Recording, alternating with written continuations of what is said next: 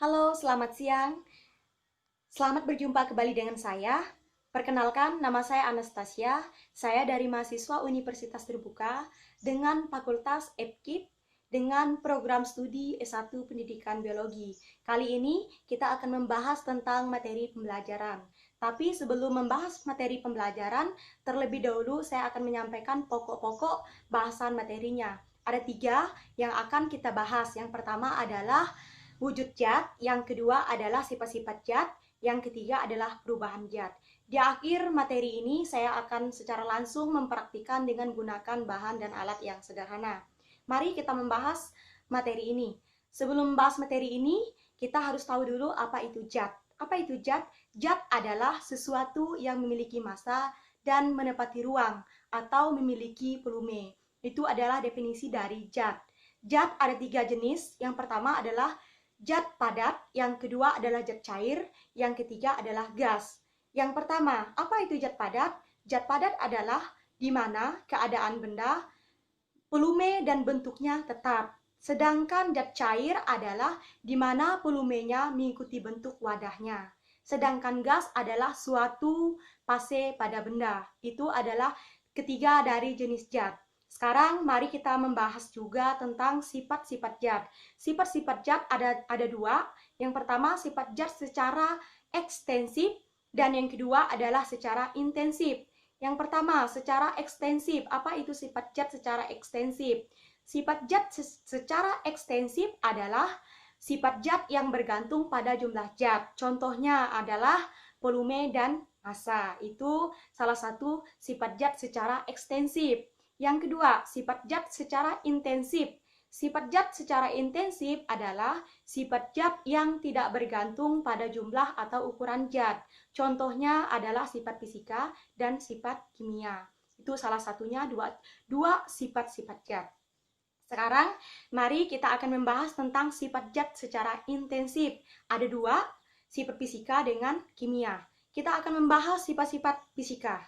Sifat fisika adalah zat yang hubungannya, perubahannya itu secara fisis dan tidak ada pembentukan dengan zat lain. Itu salah satunya dari sifat fisika. Apa contoh dari sifat fisika?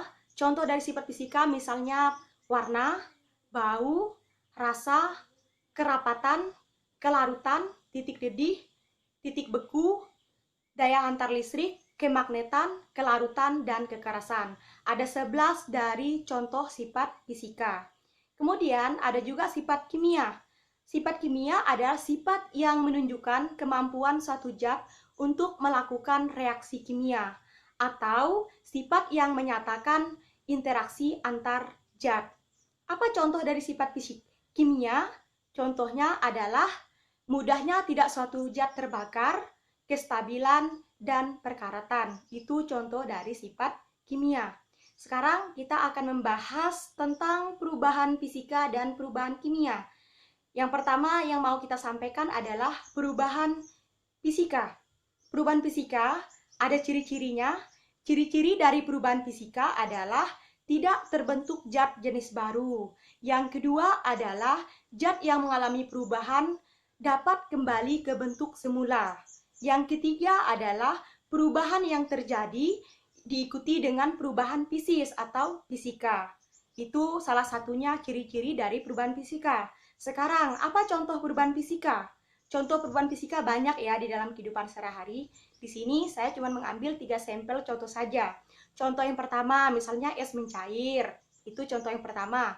Misalnya contoh dari perubahan fisika. Yang kedua, beras yang ditumbuk menjadi tepung.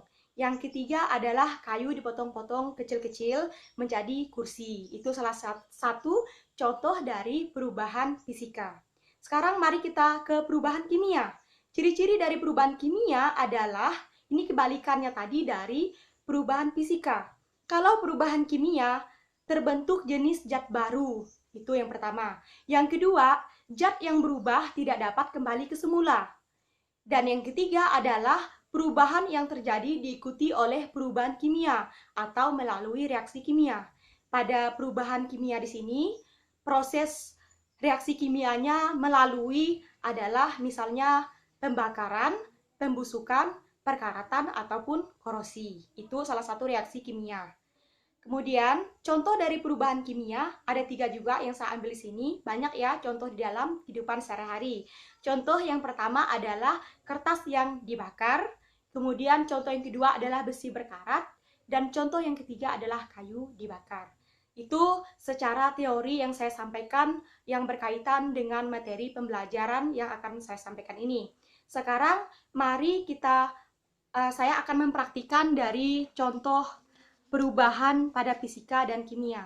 Saya akan mempraktikkan dari perubahan fisika. Perubahan fisika yang pertama adalah saya mengambil contoh dari ini, batu es atau es yang mencair. Tadi kan udah kita sampaikan bahwa perubahan fisika tidak ada terbentuk jenis zat baru. Ini perubahan fisikanya tidak terbentuk jenis zat baru ya, dan perubahan yang terjadi ini dapat kembali ke bentuk semula. Ini salah satunya es, batu es. Kita perhatikan kalau kita membuat es dari air ya, kemudian dari batu es ini perlahan-lahan akan mencair. Kalau sudah mencair, tetap zatnya tetap air, tidak ada terbentuk zat jenis baru. Makanya batu es yang mencair ini atau es yang mencair merupakan contoh dari sifat fisika. Ini salah satunya ya. Sekarang kita ke contoh perubahan dari perubahan kimia. Saya mengambil contoh yang paling sering kita jumpai di dalam kehidupan sehari. Misalnya ini, kertas ini akan saya bakar. Ini kertas, kita perhatikan ya. Ini akan saya bakar. Ini dari kertas yang saya bakar ini, kemudian akan berubah menjadi abu ya. Kertas yang saya bakar ini akan berubah menjadi abu. Ini salah satunya dari perubahan kimia. Ini berubah menjadi abu. Kertas yang saya bakar ini berubah menjadi abu. Kenapa kok bisa berubah menjadi abu? Salah satunya, tadi sudah kita singgung sedikit bahwa ciri-ciri dari perubahan kimia terbentuk zat jenis baru dan perubahan yang terjadi tidak dapat kembali ke semula. Kertas yang saya bakar ini terbentuk zat jenis baru, yaitu dari kertas dibakar menjadi abu. Zat jenis barunya adalah abu. Kemudian apakah bisa kembali dari abu menjadi kertas lagi? Ya, otomatis tidak bisa kembali ya.